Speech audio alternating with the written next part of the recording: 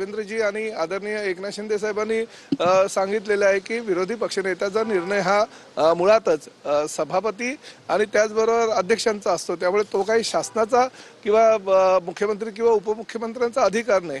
आणि तरी सुद्धा अध्यक्ष आणि सभापतींनी सांगितलेलं आहे की ह्या अधिवेशन काळामध्ये ते त्यांची भूमिका निश्चितपणे पूर्ण करतील। परंतु शेवटी एक सदस्य असू द्या किंवा 58 सदस्य असू द्या, जेवढा विरोधी पक्ष नेत्याला बोलण्याचा अधिकार असतो सभागृहामध्ये तेवढाच बोलण्याचा अधिकार इतरही सदस्यांना असतो। त्यामुळे त्यांनी घाबरून कशाला जावं। 237 हे संख्याबळ महायुती सरकारकडे आहे, म्हणून ते घाबरून काही ना काही पळवाटा शोधतायत आणि त्यामुळे हे विरोधी पक्ष नेत्याचा त्यांनी आणण्याचा प्रयत्न केलेला।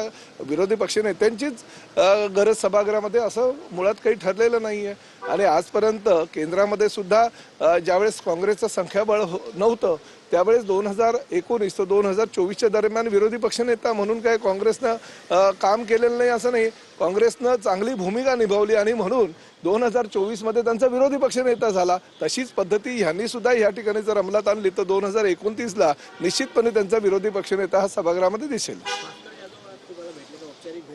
नाही बघा, भास्कर जाधव मला भेटले, काही चर्चा झाली, काही राजकीय चर्चा झाली। शेवटी माझे जुने मित्र आहेत। 20 वर्ष सभागृहामध्ये ते आणि मी एकत्रितपणे काम करत असताना कोकणातले आमदार म्हणून आम्ही एक दुसऱ्यांकडे विविध कामांसाठी जात असतो। ते जेव्हा नगरविकासचे राज्यमंत्री होते तेव्हा मी त्यांच्याकडे माझं कामं घेऊन जायचो। आज मी परिवहन मंत्री आहे, त्यांच्या मतदारसंघामध्ये बसेसचा काही विषय आहे आणि काही नवीन बसेस त्यांना चालू करायच्या। त्या संदर्भात त्यांनी जर माझ्याशी चर्चा केली असेल तर मला असं वाटतं कोणाच्या पोटामध्ये दुखायची काही गरज नाही आहे। भास्कर जाधव आणि आम्ही चांगले मित्र आणि शेवटी कसं आहे की राज्यामध्ये ऑपरेशन टायगर चालूच आहे। त्यामुळे त्याचानी याचा काही तुम्ही हे जुळवायची गरज नाही संकेत आहे।